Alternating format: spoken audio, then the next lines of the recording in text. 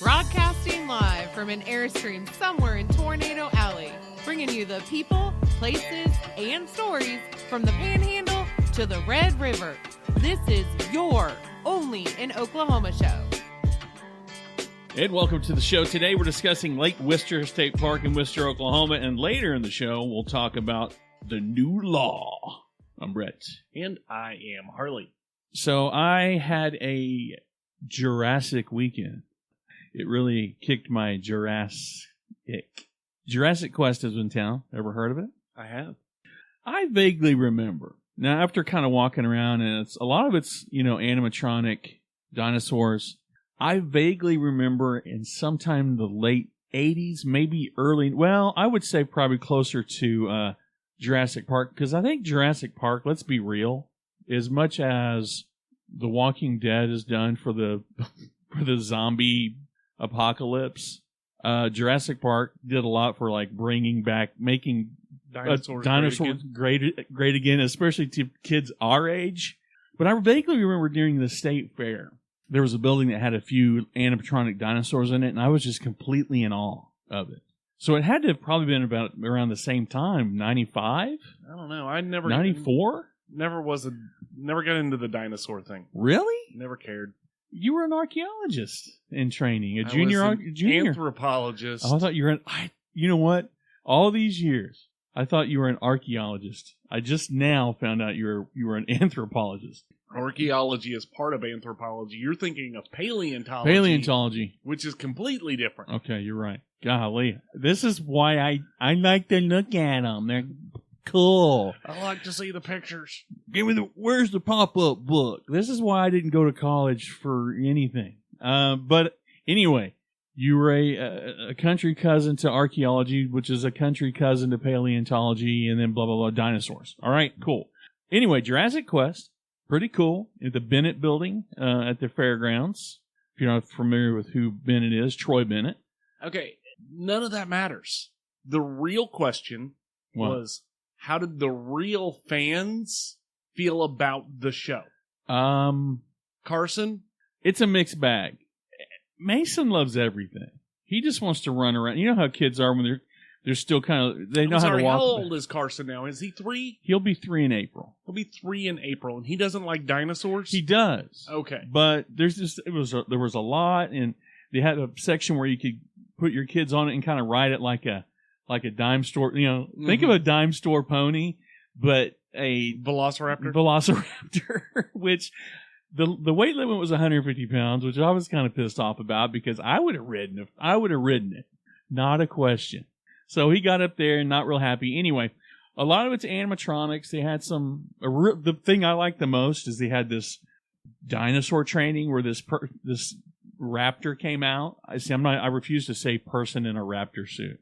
I refuse to reveal the magic behind it. But came out and was trained by a trainer, and I just like that. I was giddy. They were like, where are you going? I'm like, oh, dinosaur. I mean, you know what I mean? I was like a child. Just let me loose in a paleontological dreamscape. I mean, it was really cool. A little overpriced. I will say that. They're not from around here, so I can say not cheap for what you get. I can see that. I mean, that's a lot of machinery. There's a lot of machinery. To haul around and keep up. You're seeing a lot of dinosaurs doing the robot. It's kind of weird. They're like, it's like, but there was a ton of people there at $24 to $39 a pop. Yeah. Yeah. I mean, that's not, when you look at the overall scheme of how much it costs for entertainment, I guess $24 isn't that bad. But when you're taking 3-year-olds they can't do the bouncy house stuff. There was a bunch of that. I mean, they could do some little fossil digs and stuff, but Carson's just not. They're still at that age, especially Mason, but Carson's just not into that age where he's ready to jump in and do a bunch of different things. He kind of takes his time to. He has a certain way he likes to do things. So right. It was cool, though. I mean, I don't think I'll do it again. Well, on the other end of the spectrum of raising children... God, I'm jealous. I'm so jealous of you right now. My son wanted to go hiking for his birthday. How many teenagers ask to go hiking? I mean, if your dad is Indiana Jones probably a lot. So, yeah, we went to Lake Wister State Park and a few other places, but today we're going to talk about Lake Wister State Park in southeast Oklahoma. It's near the gorgeous Ouachita National Forest. I feel like you're moving to southeastern Oklahoma, or you're grooming it as your final resting place. Dude, it's pretty. It's nice down there. It really is. There's some real hills down there, you know. I mean, not some foothills, but some like real the mini Rockies in some spots. Lake Wister State Park is created by the Poto River. It was created they started planning of it in 1938 with the Flood Control Act, and it was authorized for flood control and conservation. The area around the lake, though, has been inhabited for thousands of years. There are numerous mounds in the area, hint, hint, nudge, nudge, some possible upcoming shows. Likely. Those mounds, though, were created by prehistoric Native Americans. There are some Viking carvings in the area. I understand. And during territorial times, the area was located in Sugarloaf County, one of the counties making up the Choctaw Nation. I instantly heard the voice of ancient aliens. Prehistoric Native Americans, just blah, blah, blah. Sorry, it just made me think that there was some conspiracy or alien theory because you said they constructed the mountains. So it just made me, my prehistoric... No, they created the mounds. I thought you said mountains. I thought you said mountains. No, there are burial mounds in the area. Right. We've talked about the mounds many times. Yes, we have. Okay, I don't know why I thought I heard you say mountains. No, they did not construct I was like, the mountains. Wait a second. We can't just glaze over the fact that they made the mountains. Come on. Wrong show. Wrong show altogether. Please continue. Tell me more about your hiking experience. So Lake Wister State Park, though, is gorgeous. It is a really pretty lake, and it has a lot of potential. Like, my personal opinion, the way the cabins are set up, which we stayed in one of the cabins there. Yeah, you told me that. The way the cabins are set up on an island, they have 360-degree water views, dude. Oh, that's out the awesome. back door, out the front door, water everywhere, and it's pretty. Pretty mountains. The whole area is covered in pine and oak. Mm-hmm. But they have the setup, dude. It is right there. Those cabins should be renting for $300 or $400 a night. They're currently charging $75 to $120 a night. But here's the thing. It begs the question. Is it so? Are they trying to put asses in seats at $75 a night? I can't figure out why. So I'll get to it. But as far as the cabins go, and they have other forms of camping as well. Yeah. But they've got 15 cabins. They've got RV sites with full hookups, some with water and some with electric only. They've got tent sites. But the cabins are either lake view or park view. Right. Half the cabins are in the woods and half of them are on this island. Yeah. Or it's really a peninsula, but we'll call it an island because that's what they call it. The cabins have stone frame fireplaces. They sleep between 4 and 6 guests. Full kitchen, full bathroom, full living room, LCD television. They've got a sleeper sofa in the living room. Jiminy Christmas. Again, the amenities for the price. Yes.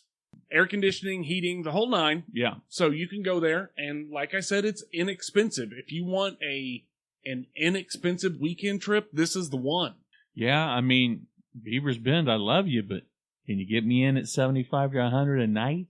So, as far as the downsides on these cabins. Oh, here we go. They're a little on... They have some serious disrepair. Mm. They stopped including dishes and cookware. I think it's probably a COVID thing. Yeah. But a lot of the cabins that we've stayed at before, they'll have just... It's not great dishes. Right. And then you wash them and... you put them away. And, exactly. Right. They don't include any of that. So if you're going camping and you're going to stay at a cabin, you have to bring your whole kitchen with you. Yeah. BYOD. Bring your own dishes. Everything.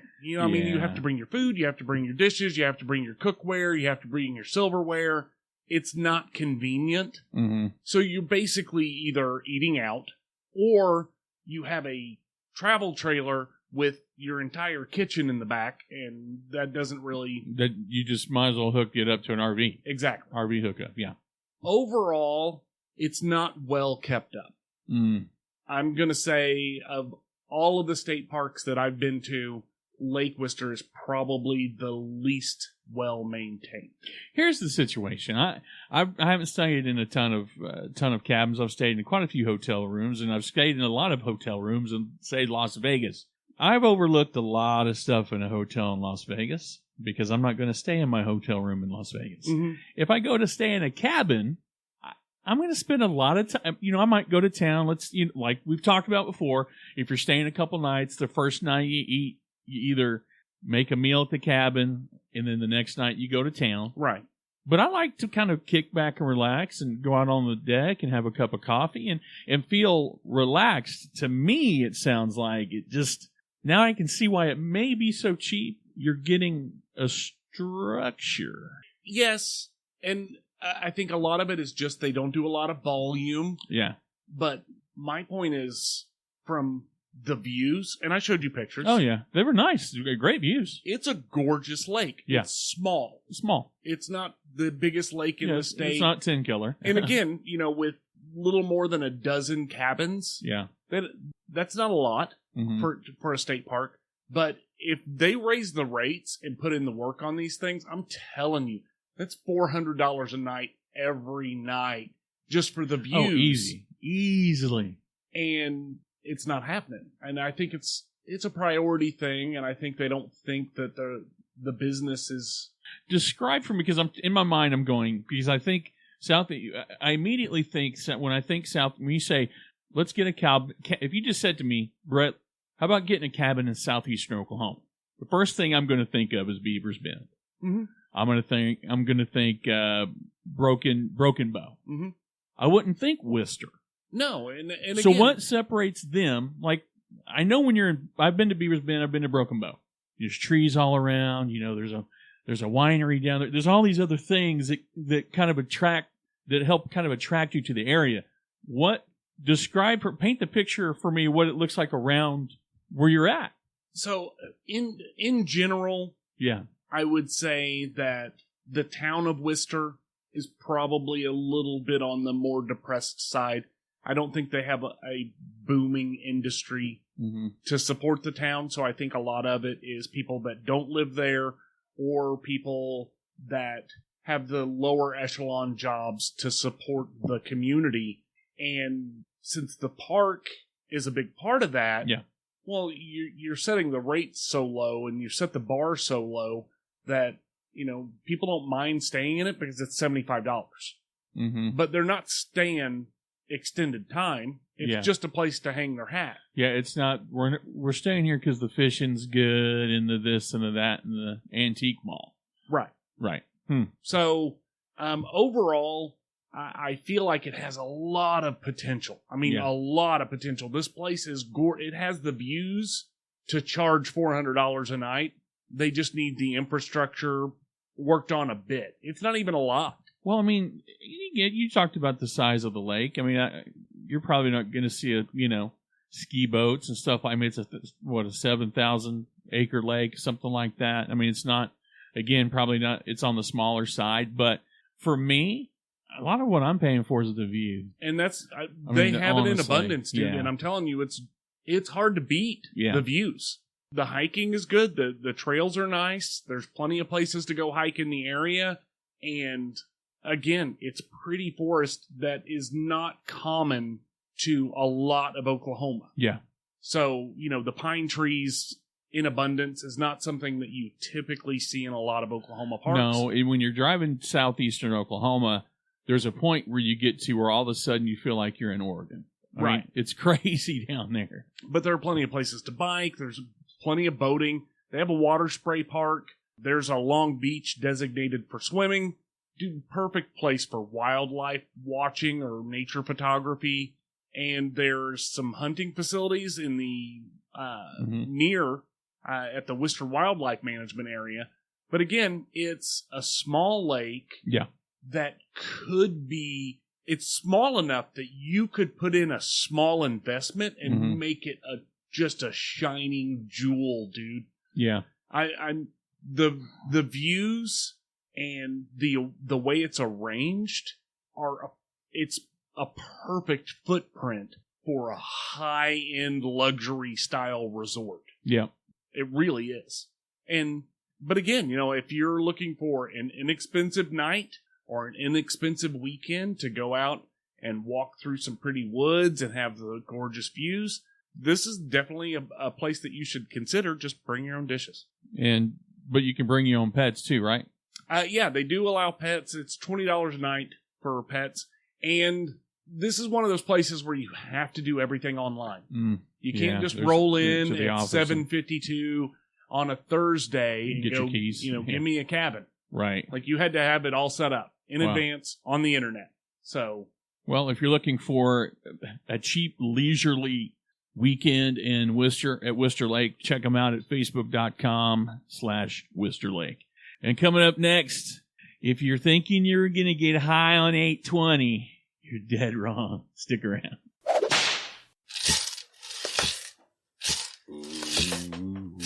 I'm Raven Rollins, and this is my Southern True Crime podcast where I discuss cases from my former hometown. Ada, Oklahoma paints itself as an average community, but its history of murder and corruption runs deeper than any story has ever told. You'll hear plenty of special guests, including authors and experts in their fields, who visit with me on each episode, as well as other cases in the southern states. With notorious and unknown cases alike, every victim sees the light on my show. This is Sirens, a true crime podcast. So, Brett, our news story comes out of the Ouachita Valley Community News. I've got some opinions on this bill being shot down, but go ahead. So the news story: recreational marijuana resounding no locally. What are your thoughts on that? Are you shocked by that? I'm not. We're a very conservative state, just to start off with. But I am shocked about a lot of the numbers. But my question to you is, I agree with you on the conservative side. But if you're big marijuana, basically, if you're big medical marijuana, you don't want recreational marijuana. Because, do you? Oh, no, yeah, you do. You do? Yes, you do. So, according to the state, only 9.6% of the state of the citizens of the state got a medical marijuana card. So, yes, they like having the medical portion because you can charge more for something called medical. But if you picked up 3 or 4 times as many people, true, if you took away all the hoops, I promise you got to make up that business in volume. But here's I'm going to come at this from a street logic perspective. There are a lot of people that smoke marijuana that are on the books, and there's a ton of them that aren't on the books. Oh yeah. That doesn't. I'm naturally suspicious. If I'm still going to buy it I'm saying hypothetically, if I'm still going to buy it from my guy and not have to go in and pay tax and I'd rather not. I mean, the same people, I don't think any of them. Yeah, but here's the thing. That paranoia makes perfect sense if you're talking about medical marijuana. Right. You got to fill out all the paperwork. You got to get a license from the state. Yeah. But if you can just walk into 7-Eleven and give me a pack of Mary Jane 120s. We've talked about that. I promise you, those numbers change dramatically. And you're not going to your buddy, you're not going to your shady guy that you got to meet outside of the 7-Eleven, behind the building at 11 o'clock at night. You're not going to that guy if you can get it for the same price or cheaper at the 7-Eleven, walking in at any point in time in the day in broad daylight for half the price. I get it, but you're also not going to... What are you going to pay for a pack of marijuana light 100s? You know what I mean? If a pack of cigarettes is what? $8 a pack? Yeah. I mean, I'm just saying, I think for your people that have been doing it the longest, they don't care about getting a license. They don't care. You know what I mean? No, they don't. That's why I'm saying if it was recreational, if they could just walk into the 7-Eleven and buy it, they're going to do that. Right. They're going to do that versus doing all of the shady stuff behind the scenes in the back alleys. Because price-wise, it's not going to be... You're not going to get a better deal from the guy in the alley. I mean, true. I mean, I see it. I mean, I get it. But some of the numbers, though, so it was voted no by a overwhelming majority. Yeah. 2/3 of the state said hell no. The numbers in the news story, though, are kind of interesting to me. There are 2,877 dispensaries in the state of Oklahoma. 3,000 dispensaries. I feel like there's 3,000 dispensaries between here and the stop sign. I was just going to say, like in Moore, I know where there were 50. But the thing that bothers me is there are almost 3,000 dispensaries.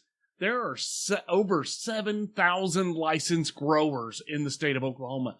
You can't sell it outside of the state. Yeah, so which means that every dispensary has at least 3 different suppliers for those numbers to line up. Jeez, man. I just feel like it seems weird to me. It does seem weird, and it's something's hinky. I don't know how you.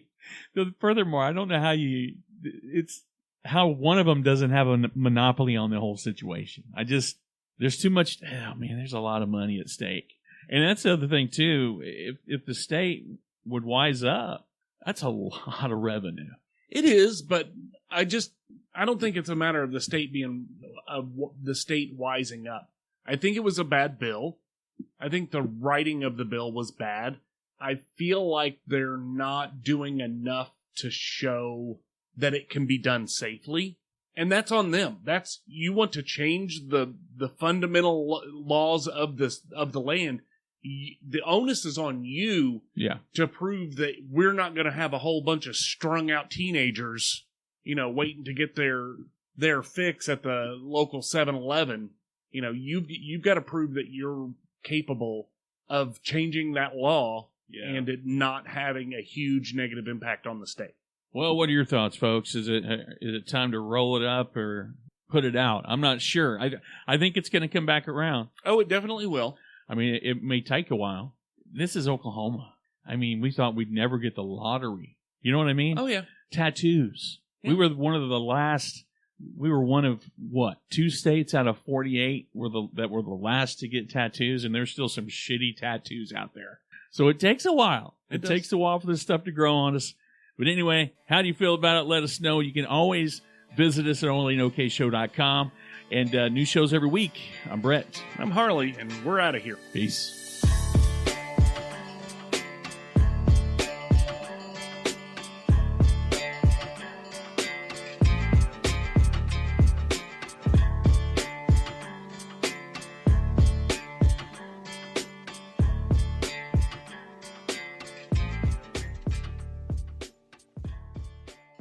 These are the Americans that we will take in trade for Biden. And they're all dead. James Dean. Elvis. Are you recording? Yes, and Marilyn Monroe. And we will take 100,000 Levi. I'll give Eastern Europe this much credit. They've always been pretty good at their political rhetoric with their campaign posters and the anti-this and the... Somebody put together a list. Stop using anti-podcaster language. Instead of using the phrase, "Ugh, hurry up and start the show already," instead say, "The 20-minute cold open about your personal Twitter drama was nice." Instead of using "another boring tangent, who asked for this," instead use, "I find your hyperfixation so interesting." Instead of saying, "The audio sounds so bad," instead say, "Using the echo to repeat everything you said really reinforces your point." Where'd you find that? It's somebody put it online. Oh. And then instead of using "get a real job," say, "I love you." Yeah. They're the Russian bots. Ryan, James, Nathan, Jonathan. Because he wants to be a part of our Facebook group. Let me guess. He's a concierge at McDonald's. How about Richard, Theo, John, Tina? Because that's somebody else. They just joined Facebook 5 hours ago. But Richard, Theo, John, Tina, 4 names. 2 of them male first names. 2 of them female first names. I don't think that's a real name. I could be wrong. Their parents love them very much. Or 276 Parios, 158 Parios, 672 Parios. We've already had a Parios. Come over here. I also don't know why the people that clean out heating vents feel like the Discover Oklahoma page is the best place to market that. Today on the show, we've got ballistic and explosives expert Harley J. Edgar Hoover Covington. God. He's a 12th hang on. Today on the show, we have a 12th generation Winchester. A 12th generation Winchester, an explosives expert, and apparently he just turned into a librarian. This is the only in safety show against people putting reviews of things on Facebook and not saying don't ever go back again. I'm just saying.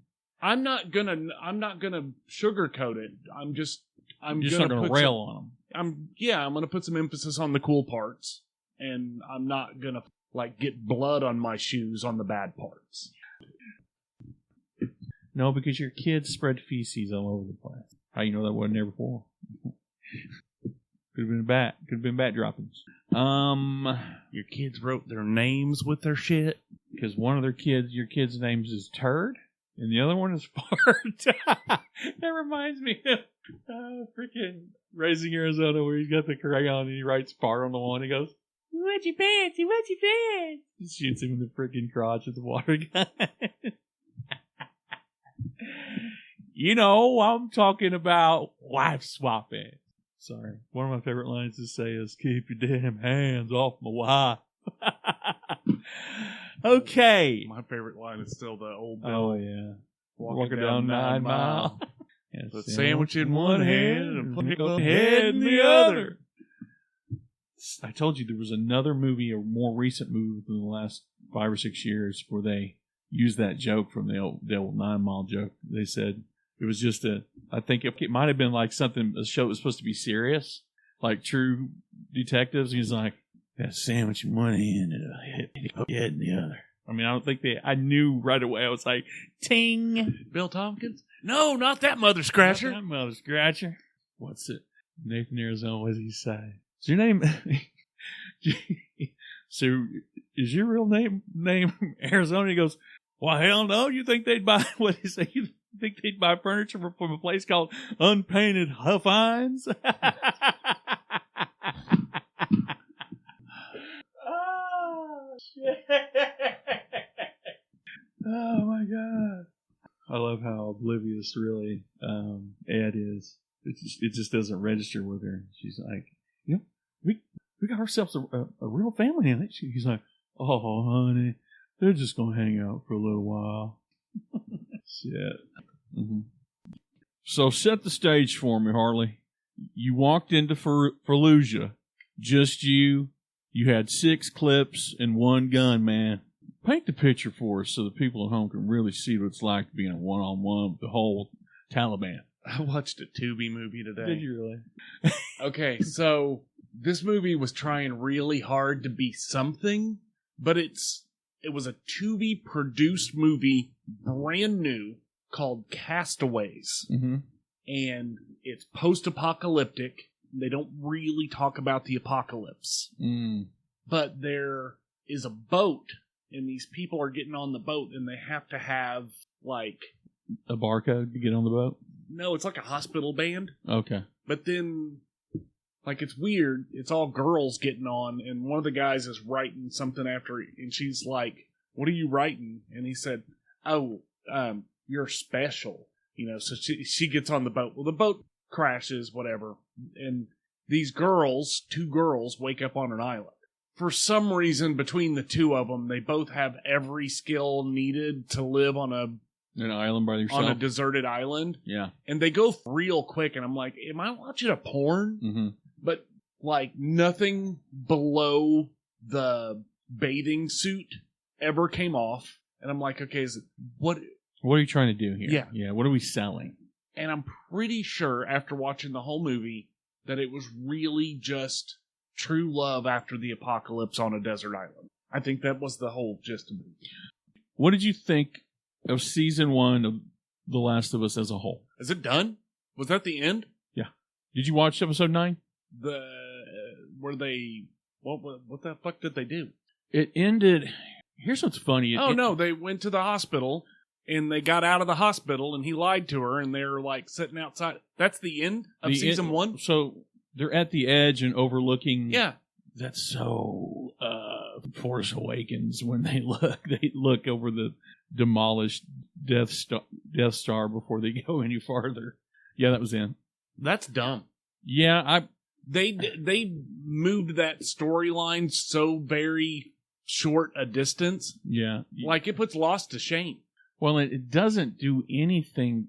It doesn't do anything for the character arcs for me. Like, I don't feel like this is what I compared it to. I watched it. It was I think it's a good show. Mm-hmm. I don't think it's great. No. Now, bear with me here. I made a comparison. Seasons 1 to 3 of The Walking Dead was some of the best TV in a very long time. Mm-hmm. Those first 3 seasons. Yeah, I agree. What they did in that first season of Walking Dead, that whole first episode pilot, Days Gone, I think it's Days Gone By, with the whole Rick riding the horse down the fucking highway and all. It doesn't pack. Last of Us doesn't pack season 1 of The Walking Dead's lunch. No. And I got into a debate with somebody, and I said, here's the situation. The Walking Dead really kind of paved the way, because after Walking Dead, about halfway point, then you start seeing in all these World War Z Part 12. It really paved the way for shows like it. I think the problem with The Last of Us, I think they were within striking distance when the game came out. They probably could have did something with it then. Now, granted, it's a different kind of show. See, here's the thing. I get where you're going at. If they would have done it at a different time, it doesn't matter because they didn't spend the time building the characters. They spent way too much time building ancillary characters that they killed within 7 minutes of introducing them. I'm sorry. Yes, you do need character development for your ancillary characters, but you don't spend 40% of your show building up an ancillary character for no payoff. And the other problem I have with it too is that, like most video game IPs that try to make a transition into big screen or small screen, it suffers from the same tropes. We have to spoon feed everyone, each character, and then you've got to please the people that played the game that came out literally 10 years ago. Yeah, those people don't count. They don't count because literally there are so few of them that are actually watching the show that give a shit about the individual characters that they remember playing from the game. It doesn't count. See, here's the thing. Well, it was the Game of Thrones. Mm-hmm. Sean Bean. Isn't that his name? Yep. Sean Bean. Eddard Stark, yeah. They gave him, 17 minutes where you thought, oh, this guy is the main character. And then they chopped his damn head off. And they killed him like that. Yeah. But he did such a good job. In that 17 minutes. He was so well written and so well acted that you actually had real feelings about that guy dying. When his head got cut off, we all did the same thing. Fudge. But yeah, when you're watching The Last of Us, there are a couple of people that come close to getting you a little bit emotionally involved, but then you realize the payoff for that little bit of emotional attachment that you had, and you're like, who the hell cares? This is the thing I disagree with them with some of the choices that they made in the show. I think, Tess, yes, she was a character in the game that died in the game. I don't think that you have to go shot for shot. Yep. This is the part where in the game she died right here. I really think you could take that and expand it almost like into a fan fiction type. Here's what you don't need shot for shot attention to detail to match the game. Yeah. What you do for your hardcore fans, you take a scene and you make a shot for shot recreation. And they did it with when they're driving through town in the beginning, and it's one of the best scenes in the movie. Best scenes in the whole sequence of that first episode is when they're driving through, and the muffled sound coming from the front while she's looking through the window in the back. It has that. I mean, if you played the game, you went, "That's what they did." And And that was a great move, but which is fine. You sprinkle that stuff into your story. Right. You do not go, well, the fans these days, if you change anything, they just leave you. Like, no, that's not what they do. No. The fans these days don't like when you take the main character from a show and completely change them. That's what they don't like. Yeah. Yeah. Like, making Superman super simp is not going to win over the people that are already fans of Superman. Well, I think overall the show is good. For me, I think it's kind of like Game of Thrones. Until, I'm looking forward to season 2. Let's see what happens next. But we still have a game that was probably one of the lowest rated games that came out that year was The Last of Us Part 2. I want to see what we do when we run out of source material. It's like when Game of Thrones, okay, we got 3 books. Mm-hmm. We did 8 seasons, and people lost their collective shit and love or hated this and that. And I like to see them kind of take some go open world with it, take some artistic freedom with it, and quit trying to pander and placate fans. I just hate that. I think we've said it 1,000 times. I think it's something that you and I beat. It's a horse that died a long time ago, and we just continuously beat the bones into powder. Make a good show. That's it. Write it well, produce it well, Cast direct it well. Cast it well, make a good show. Mm-hmm. I've been to the end of the YouTube internet, yeah, and I've seen some rock solid gems where you can tell any money to make a movie. But we made didn't a movie. have a nickel to rub together against a dime. Or like there was nothing. Or we've got in the credits, there's 1,000 producers, people that donated money to their GoFundMe. But or Indiegogo. They took a good idea, they wrote a good story, and they got people who were committed to making the movie, and that's what it takes. Yeah. If you just go, well, we got $250 million, let's start off with $200 million in shitty actors. And how many dragons do we need? Yeah. Well, that makes me talk like Arnold. All right. How different would Kindergarten Cop been if it was a tumor? It is a tumor. Roll credits. Chemo. All right. 3, 2, 1.